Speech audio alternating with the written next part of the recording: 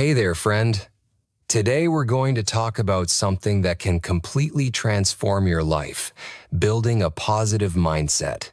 Now, before you roll your eyes and think, "Oh, great, another happiness guru telling me to just think happy thoughts," let me stop you right there. This isn't about pretending everything is perfect or forcing fake smiles. This is about real, practical ways to train your brain to see opportunities instead of obstacles. You know what's fascinating? Our brains are like gardens. Whatever we plant and water regularly is what grows. If we constantly plant seeds of negativity and complaining, focusing on what's wrong, expecting the worst, that's exactly what flourishes in our minds. But here's the beautiful part. We have the power to change what we're planting. I want you to imagine for a moment that your mind is like a radio. Right now, you might be tuned into a station that plays a lot of static, worry, and negative news. But what if I told you that with some simple adjustments, you could tune into a station that plays music that energizes you and helps you see the world differently? Chapter 1. Understanding your mental patterns. Let's start with some honest self-reflection. Think about your typical thought patterns throughout the day. When you wake up in the morning, what's the first thing that crosses your mind? Is it excitement about the day ahead? Or is it dread about your to-do list? Don't judge yourself here. We're just taking inventory of where you're starting from. Most of us have what psychologists call a negativity bias. Our brains are naturally wired to pay more attention to negative things than positive ones. It's actually an evolutionary survival mechanism. But here's the thing. We're not living in caves anymore, worried about dangerous animals, yet our brains are still operating with this ancient software. So when your boss sends a short email, your brain might interpret it as threatening. When a friend doesn't text back immediately, your mind might jump to conclusions. Understanding this is incredibly liberating because it means those negative thoughts aren't necessarily accurate reflections of reality. They're just your brain doing what it thinks is its job, keeping you safe by assuming the worst. I want you to start paying attention to your internal dialogue. We all have this constant stream of thoughts running through our heads, like a narrator commenting on everything. Sometimes this narrator is helpful and encouraging. Other times, it's like having a pessimistic roommate who complains about everything. Here's a simple exercise. For just 1 hour today, pretend you're a scientist studying your own thoughts. Every time you notice a negative thought, don't fight it. Just observe it. Interesting, there's a thought about how this day is going to be terrible. The goal isn't to stop these thoughts. That's impossible. The goal is to become aware of them. Chapter 2. The foundation. Gratitude that actually works. Now let's talk about gratitude. I know you've probably heard this advice before, but most people approach gratitude in a way that doesn't actually change anything. They write down, "I'm grateful for my family," and wonder why they don't feel different. Real gratitude that transforms your mindset isn't about listing obvious things.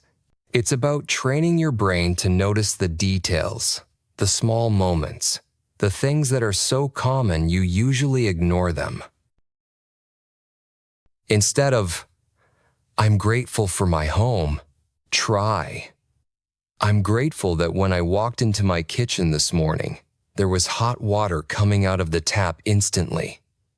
Instead of, "I'm grateful for my friends," try, "I'm grateful that Sarah remembered I had that important meeting and sent me a good luck text." The magic happens in the specificity. When you get specific, your brain has to actually focus instead of just going through the motions. It's like the difference between glancing at a sunset and really studying how the colors change moment by moment. Here's another approach: gratitude for challenges. I'm not saying you should be happy about problems, but you can be grateful for your ability to handle them. I'm grateful that even though this situation is stressful, I'm capable of thinking through solutions. This type of gratitude builds resilience. It's like strength training for your mind. Every time you find something to appreciate in a difficult situation, you're building mental muscle that will help you handle future challenges with more confidence. Let me share a story. A few years ago, I was going through a really tough time. I had lost my job, my relationship was struggling, and everything felt like it was falling apart. A friend suggested I try writing down 3 specific things I was grateful for each day. At first, I was skeptical. How was listing things supposed to help with real problems? But I decided to try it for 2 weeks. The first few days were hard. I wrote things like, "I'm grateful the coffee shop was open," or "I'm grateful my car started." But something interesting started happening around day 5. I began noticing more moments worth appreciating throughout the day. I started paying attention to how sunlight came through my window, how comfortable my bed was, how good it felt to take a hot shower. My problems hadn't disappeared, but I was spending less mental energy dwelling on them. By the end of 2 weeks, I felt genuinely different. Not fake positive, but more balanced. More aware of the complete picture of my life, instead of just focusing on what was wrong. Chapter 3: Reframing, the art of perspective shifting. This brings us to one of the most powerful tools for building a positive mindset: reframing. Reframing is learning to look at the same situation from different angles, like rotating a diamond to see how light hits it differently from each side. Every situation in your life can be viewed through multiple lenses. The lens you choose determines your experience. Let me give you examples. You're stuck in traffic. Through the lens of frustration, this is a waste of time. An annoyance. Proof your day is going badly. Through a different lens, this could be unexpected free time to listen to a podcast you enjoy, practice deep breathing, or simply give your mind a break from the usual rush. Maybe you made a mistake at work. Through the lens of shame, this is evidence that you're incompetent. Through the lens of growth, this is valuable feedback that will help you improve and prevent similar mistakes in the future. You're not lying to yourself or pretending negative aspects don't exist. You're simply choosing to focus on the aspects that are most helpful for your well-being and ability to move forward effectively. Let me teach you a technique I call the 3-lens method. When something challenging happens, look at it through these perspectives. The learning lens. What can this teach me? How might this experience help me grow? Even if the situation is genuinely difficult, there's almost always something valuable you can extract from it. The opportunity lens. What doors might this open that were previously closed? Sometimes, what feels like a setback actually redirects us towards something better. I've seen people get laid off from jobs they hated and use that push to finally start the business they'd been dreaming about. The strength lens. How is this situation revealing or building my inner strength? Every challenge you navigate successfully becomes evidence of your capability. You're building a track record of resilience. A student I know didn't get accepted into her first choice college. Initially, she was devastated. But when she applied the 3-lens method, learning lens, The rejection taught her she had been so focused on one path that she hadn't researched other excellent options. She learned to be more thorough and open to possibilities. Opportunity lens. She ended up at a different school where she met her best friend and discovered a major she'd never heard of that perfectly matched her interests. She later said the rejection was one of the best things that happened to her. Strength lens. Going through the disappointment showed her she was more adaptable and resilient than she'd realized. She gained confidence in her ability to handle unexpected changes. Chapter 4. The Power of Language. Here's something that might surprise you. The specific words you use to describe your experiences actually change how you feel about them. This isn't just positive thinking. This is backed by neuroscience research. When you say, "I'm devastated," versus "I'm disappointed," your brain processes these as completely different levels of emotional intensity. When you say, "This always happens to me," versus "This happened today," you're programming your brain to see patterns of hopelessness versus isolated incidents. Let me share some powerful language shifts. Instead of "I have to," try "I get to." "I have to go to work" becomes "I get to go to work." This reminds your brain that you have opportunities many people don't have. Instead of "I can't," try "I haven't learned how yet." "I can't speak Spanish" becomes "I haven't learned Spanish yet." One feels permanent. The other feels temporary and full of possibility. Instead of "This is terrible," try "This is challenging." Terrible implies hopelessness. Challenging implies something you can work with and ultimately overcome. Instead of "I failed," try "I learned what doesn't work."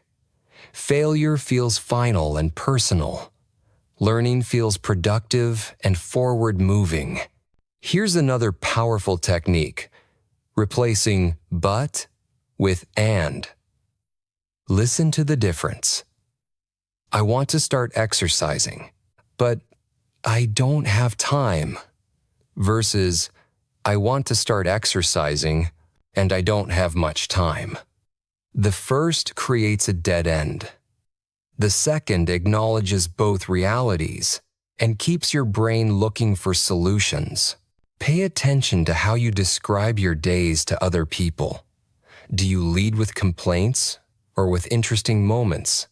Do you frame obstacles as proof that life is hard or as puzzles to solve?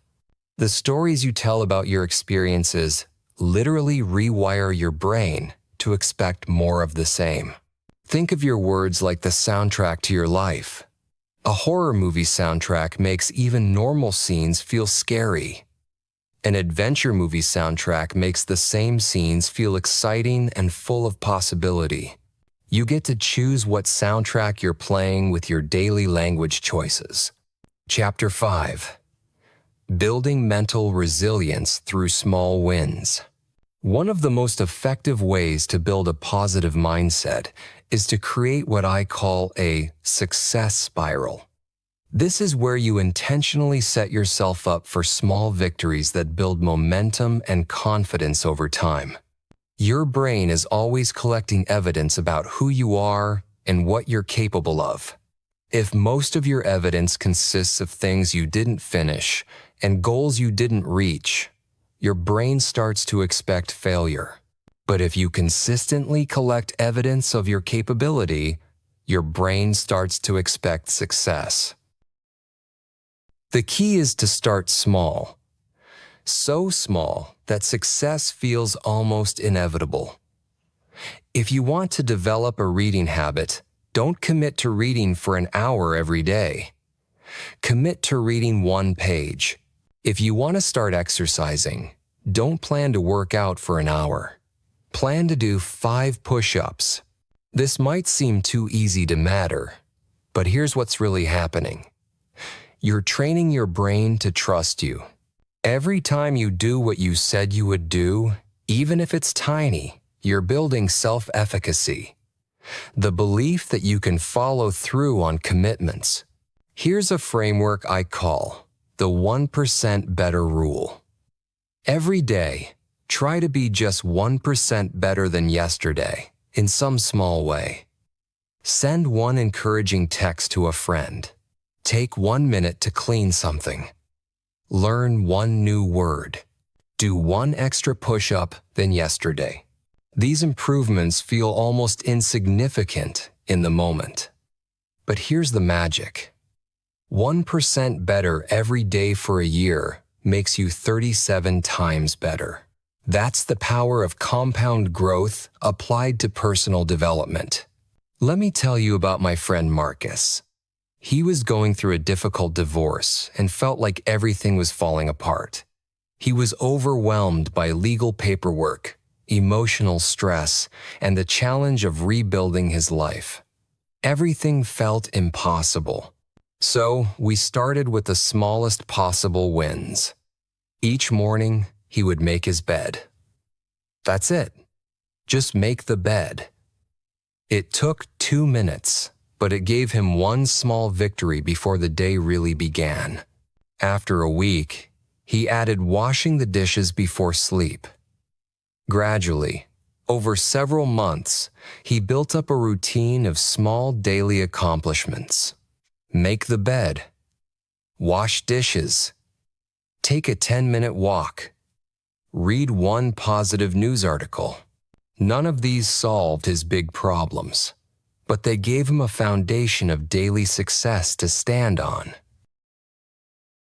By the end of the year, Marcus told me something interesting. He said, "I realized I'm actually really good at taking care of things. I'm reliable and capable." This wasn't positive thinking. This was evidence-based confidence built through hundreds of small actions. Chapter 6. Your social environment. Choosing your mental diet. Your mindset is heavily influenced by the people you spend time with and the content you consume. Just like your physical health is affected by what you eat, your mental health is affected by what you feed your mind. Think about the people in your life right now.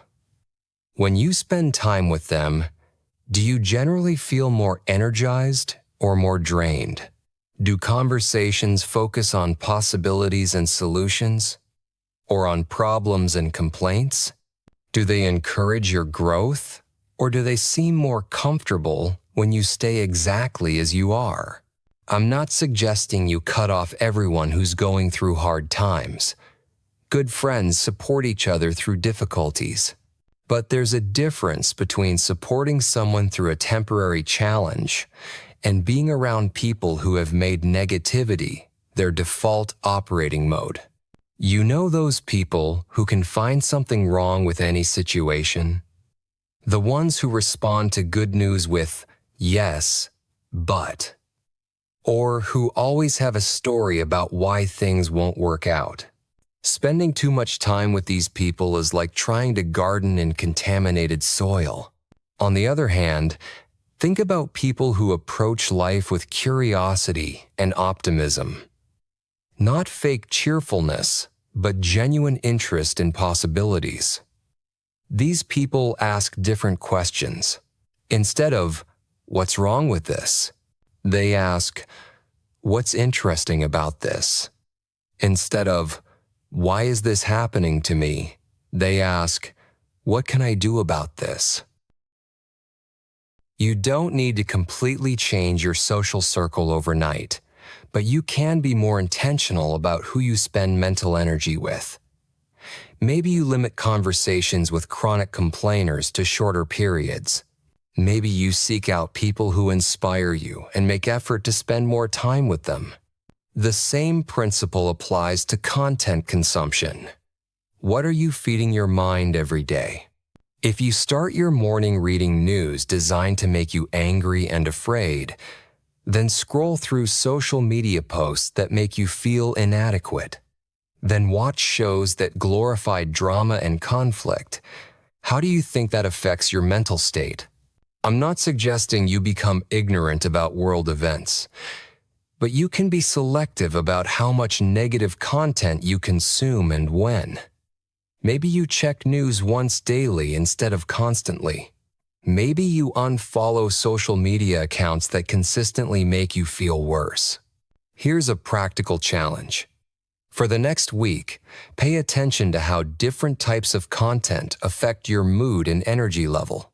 Notice how you feel after watching different shows, reading different websites, or talking to different people. You might be surprised by what you discover. Actively seek out positive content. This doesn't mean unrealistic feel-good fluff. It means stories about people solving problems, overcoming challenges, making discoveries, helping each other. There's plenty of this content, but platform algorithms don't show it because negative content gets more engagement. You have to be intentional. Subscribe to newsletters that share good news. Follow social media accounts that highlight human achievements and kindness.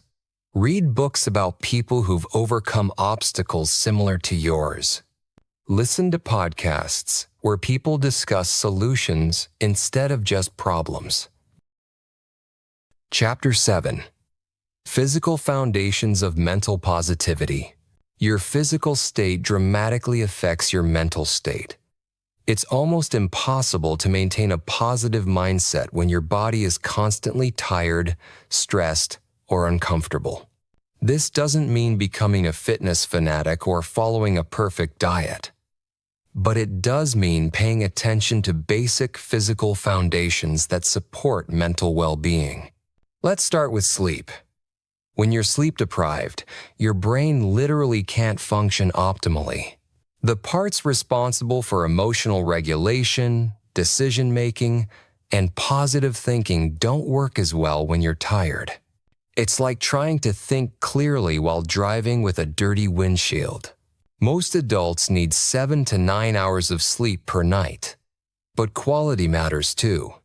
If you're tossing and turning all night, even 8 hours won't leave you feeling rested. Simple sleep improvements. Try to go to bed and wake up at roughly the same time every day, even weekends.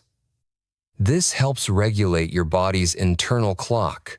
Create a relaxing bedtime routine that signals to your brain it's time to wind down.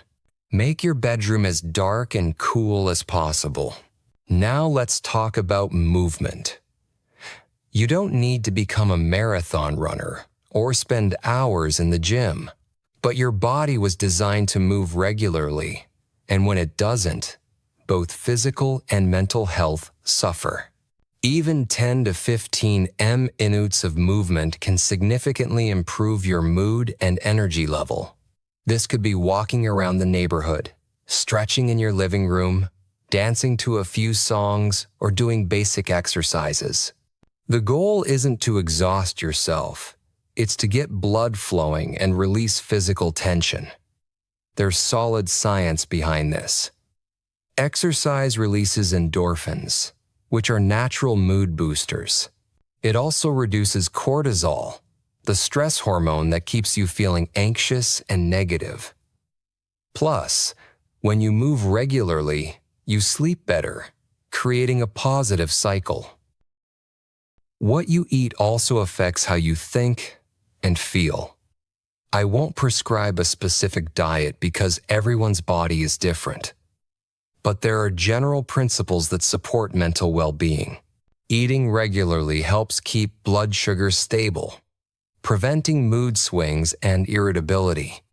Including protein with meals helps you feel satisfied and maintain steady energy. Staying hydrated is crucial because even mild dehydration causes fatigue and difficulty concentrating. Here's something interesting. The bacteria in your gut actually produce many neurotransmitters that affect mood, including serotonin. So eating foods that support healthy gut bacteria can literally improve your ability to feel positive emotions. Start with just one small change. Don't try to overhaul sleep, exercise, and eating habits all at once. Pick one area and make one small improvement. Maybe go to bed 15 minutes earlier, take a 5-minute walk after lunch, or drink one extra glass of water daily. Chapter 8. Dealing with negative thoughts and emotions. Building a positive mindset doesn't mean you'll never have negative thoughts or emotions again. That's not the goal, and it wouldn't be healthy even if it were possible. Negative emotions serve important functions. Fear can protect you from real dangers. Anger can motivate you to address injustices. Sadness helps you process loss and connects you with others who care about you. The problem isn't having these emotions, it's when they take over and start driving all your decisions. Think of emotions like weather. Sometimes it's sunny, sometimes it rains, sometimes there are storms. You don't try to control the weather, but you learn how to dress appropriately and take shelter when necessary. When a negative emotion shows up, the first step is acknowledging it without judgment. I notice I'm feeling anxious right now. I'm aware that I'm feeling frustrated. This might seem simple, but it's powerful. Many people try to push negative emotions away immediately, which often makes them stronger. Instead, treat your emotions like you would treat a friend who came to you with a problem. You wouldn't immediately tell them to stop feeling that way. You'd listen, try to understand what's going on, then help them figure out what to do next. When anxiety shows up, ask yourself, what is this anxiety trying to tell me? Is there something I need to prepare for or address? When frustration appears, what boundary has been crossed or what need isn't being met? Often, negative emotions contain useful information. They're your internal guidance system trying to help you navigate life effectively. But sometimes, they're just old patterns firing automatically based on past experiences that aren't relevant to your current situation. Here's a technique called thought distancing. Instead of thinking, "I'm stupid," when you make a mistake, try, "I'm having the thought that I'm stupid." This creates space between you and the thought, reminding you that thoughts are just mental events, not necessarily accurate descriptions of reality. You can also try the 5-4-3-2-1 technique when feeling overwhelmed. Name 5 things you can see, 4 things you can touch, 3 things you can hear, 2 things you can smell, and 1 thing you can taste. This grounds you in the present moment and helps calm your nervous system. Another powerful approach is surfing difficult emotions instead of fighting them. When you feel a wave of sadness, anxiety, or anger, imagine you're a surfer riding that wave. You don't try to stop the ocean, that's impossible. But you can learn to balance and ride the wave until it naturally subsides. This means allowing yourself to feel the emotion fully while remembering that emotions are temporary. This feeling is here right now, and that's okay. It will pass. Just like all the other difficult emotions I've experienced before. Chapter 9. Creating positive daily habits. Mindset isn't just about how you think. It's about what you do consistently. The small actions you take every day gradually shape both your external circumstances and your internal mental patterns. Think about it this way. Every habit is like a vote for the type of person you want to become. Every time you choose to respond with patience instead of anger, you're voting for a more peaceful version of yourself.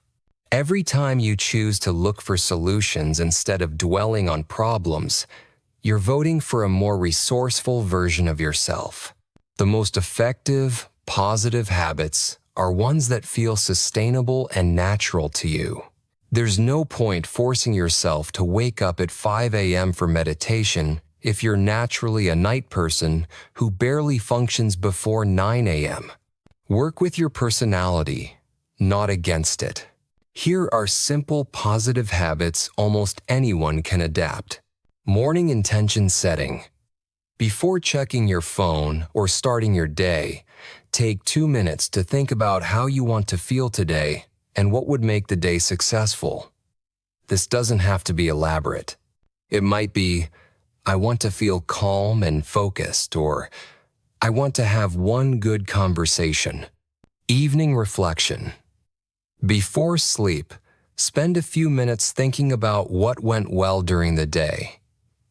What are you proud of? What did you enjoy? What challenge did you handle better than you might have in the past? This helps your brain consolidate positive memories instead of just replaying worries. Micro-meditations. You don't need to sit in lotus position for an hour. Just taking 3 deep breaths while being fully present can reset your nervous system. You can do this anywhere, waiting in line, sitting at red lights, before important meetings. Acts of kindness. Doing something nice for someone else, even something small, has been shown to boost your own mood and well-being. This could be complimenting a stranger, helping a neighbor, or sending an encouraging message to a friend. Learning something new.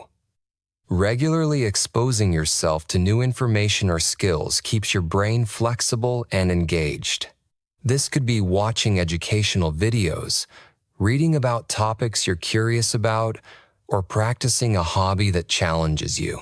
The key to making habits stick is habit stacking. You attach a new positive habit to something you already do regularly. After I pour my morning coffee, I will set an intention for the day. After I brush my teeth at night, I will think of 3 things that went well. This works because your brain already has strong neural pathways for existing habits. By connecting the new habit to the old one, you're using those established pathways to help wire in the new behavior. Celebrate small wins. When you successfully complete a positive habit, take a moment to acknowledge it. You might just say, "Nice job" to yourself, or do a little fist pump. This trains your brain to associate positive behaviors with good feelings, making you more likely to repeat them. Chapter 10. Handling setbacks and building long-term strength. Let's be real. Life includes setbacks, disappointments, and genuinely difficult periods. A positive mindset isn't a shield that protects you from these experiences. It's a tool that helps you navigate them more effectively. The difference between people who maintain mental well-being during tough times and those who get completely derailed isn't that some people have easier lives. It's that some people have developed better strategies for handling inevitable difficulties. First, normalize setbacks. Every single person who has accomplished anything meaningful has experienced failures, rejections, and periods where nothing seemed to work. The path to any goal worth pursuing includes obstacles and detours. Expecting this doesn't make you pessimistic. It makes you realistic and prepared. When you're going through a difficult time, maintain some small positive routines. When everything feels chaotic and out of control, having consistent anchors provides stability. This might be making your bed each morning, taking a shower, and getting dressed even if you're not leaving the house, or maintaining connection with one supportive friend. Adjust your expectations temporarily. If you're dealing with major life change, loss, or crisis, This isn't the time to pressure yourself to be maximally productive. Think of it like recovering from physical illness. You need to rest and focus on healing before returning to normal activities. One powerful technique for difficult periods is temporal distancing. When you're in the middle of a crisis, it can feel like the current situation will last forever. But if you step back and take a longer view, you'll remember that you've survived difficult times before, and feelings that seem overwhelming now will eventually shift. Ask yourself, how will I probably feel about this 1 year from now? What advice would I give someone else going through exactly what I'm experiencing? What would someone who cares about me want me to remember during this difficult time? Sometimes, the most positive thing you can do is simply survive and take care of yourself until the storm passes. There's no shame in having periods where your only goal is getting through each day. Resilience isn't about being strong all the time. It's about bending without breaking and slowly finding your way back to stability. As you develop these practices, you'll start noticing that challenges that used to completely overwhelm you become more manageable. Situations that used to trigger hours of worry might only bother you for a few minutes. You'll develop mental muscle, the ability to stay centered and resourceful even when things get complicated. This doesn't happen overnight, and it doesn't happen in a straight line. Some days you'll feel like you're making great progress. Other days you'll feel like you're back where you started. This is completely normal. Building mental strength is like building physical strength. There are good days and bad days, but the overall trend over time is improvement. Conclusion: your journey forward. As we wrap up today's conversation, I want you to remember something important. Building a positive mindset is not about becoming a different person. It's about becoming more of who you already are at your best. You already have moments when you feel confident, capable, and optimistic. You already have times when you handle challenges gracefully and see possibilities instead of just problems. The goal is simply to make these moments more frequent and more accessible. Start small. Pick 1 or 2 ideas from today that resonated with you, and try them for just 1 week. Maybe it's the specific gratitude practice. Maybe it's paying attention to your language choices. Maybe it's setting up one small daily win. Don't try to implement everything at once. Remember, this is a practice, not a destination. You're not trying to achieve some perfect state of constant positivity. You're developing skills and habits that help you navigate life with more resilience, creativity, and joy. Be patient with yourself. Some days will be easier than others. Some techniques will work better for you than others. That's perfectly normal. The key is consistency over perfection. You have everything you need to start this journey today. Your positive mindset is already there, waiting to be cultivated and strengthened. Trust the process, be kind to yourself along the way, and remember, every small step forward is worth celebrating. Thanks for spending this time with me today, friend. I believe in your ability to create the mindset and the life you want. Now go out there and start planting some new seeds in that garden of your mind.